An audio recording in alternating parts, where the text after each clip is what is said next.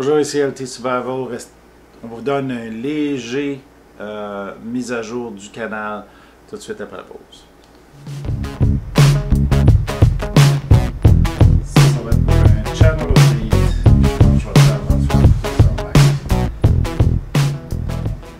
Comme je l'ai dit au début, c'est une petite revue du canal, donc une petite mise à jour là, pour vous dire, pas une revue, une mise à jour effectivement, pour vous donner des nouvelles du canal.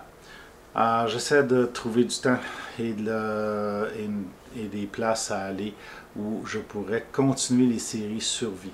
Certaines d'entre elles peuvent utiliser le studio intérieur, mais celui-ci, ça me plaît pas beaucoup.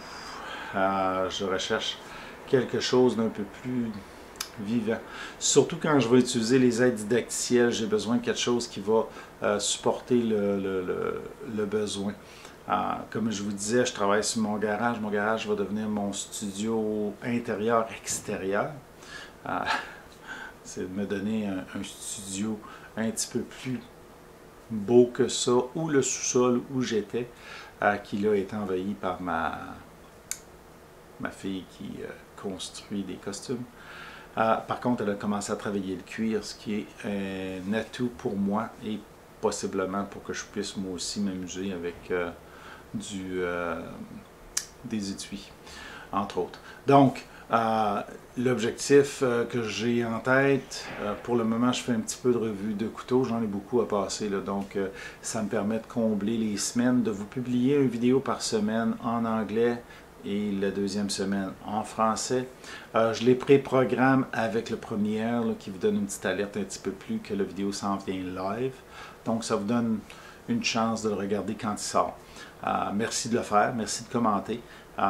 Et j'apprécie beaucoup que vous commentiez, que ce soit bon ou mauvais. Vous me donnez du feedback. Des fois, c'est pas j'ai pas le choix beaucoup comme pour le Full HD à cause que j'utilise mon ancien programme encore. J'ai pas réussi à utiliser mon nouveau là, qui était OpenShot là, qui est très bon mais compliqué. Mon premier vidéo, je l'ai planté. Là. Il y a quelque chose qui a bugué dedans, puis ça me plaît pas beaucoup. Je suis pas capable de le réviser, puis il s'arrête de lui-même. Fait que je vais réessayer de recommencer là-dedans. Peut-être pendant la période des fêtes, je vais avoir un peu de temps là, pour jouer avec un des vidéos sur l'OpenShot. Donc, je vais essayer de passer au nouveau programme éventuellement. Par contre, ma machine, elle travaille très bien. Là, l'ordinateur en dessous. Celui-là, il est à veille de mourir. Là. Il est lent, ça n'a pas de sens. Chaque fois que je le rouvre, ça prend 1 heure.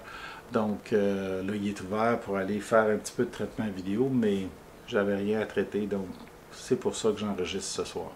Il est fort probable que je vais commencer par cette vidéo-là pour les prochaines semaines, avant de passer au couteau là, que j'ai à réviser, comme le Ganzo, le Zanmax, qui est un plein de soie, qui est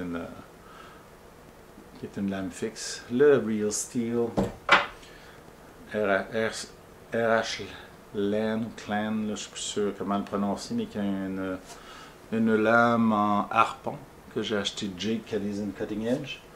Mais surtout, la nouveauté que je viens de recevoir, j'ai mon Canadian Belt Knife bien sûr à renouveler. J'ai dû racheter que j'avais perdu le premier, je pense. Je sais pas, je le retrouve plus, fait que on en a racheté un deuxième. Et là, j'ai le vrai, l'original, Rat 1 de Ontario Knife. Donc, le Rat 1 de Ontario Knife. Il est venu en spécial sur Amazon. Je me suis dit, ça fait des mois que tu n'as pas acheté de couteau, tu es quasiment sevré. On va se faire un petit plaisir. Ouais, un de plus. Encore. Mais c'est le modèle original avec un liner lock. OS8, j'aurais aimé ça l'avoir en variante D2. Mais il est dispendieux, puis il n'est pas vraiment disponible bien souvent. Quand il est venu en disponible, je pense qu'il était plus de 70 ou 80 $. Celui-là, j'ai payé autour de 42 canadiens. Pour ce qui est noir, avec une lame noire, parce que j'aurais choisi une lame peut-être Bead Blast si elle était disponible. L'action est bonne, j'ai hâte de le reviser. Il est différent, je ferai un côte à côte avec mon mien de Ganzo. Donc RAT 1 en exclusivité sur la mise à jour pour vous. Éventuellement, je vais le tester, je vais le traîner. Je vais probablement commencer à le traîner cette semaine ou la semaine prochaine. Pour le moment, je suis avec le Real Steel que j'ai acheté aussi de chez Jake Canadian Cutting Edge qui a fait une vente et j'ai ramassé 2 couteaux. C'était plus facile de les avoir de lui que de les avoir de Chine parce que nos douanes encore au Canada font des misères aux Chinois. En tout cas, à Gearbest pour sûr. Je ne sais pas comment ils ont saisi de commandes et comment ils en ont retourné. Mais nos douanes, de leur grande sagesse, ont décidé que les Chinois faisaient de la merde et qu'on les en faisait.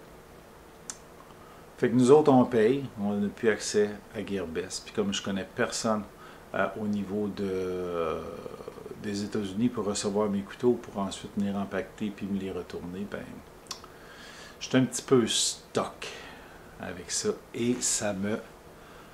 Oh, ouais.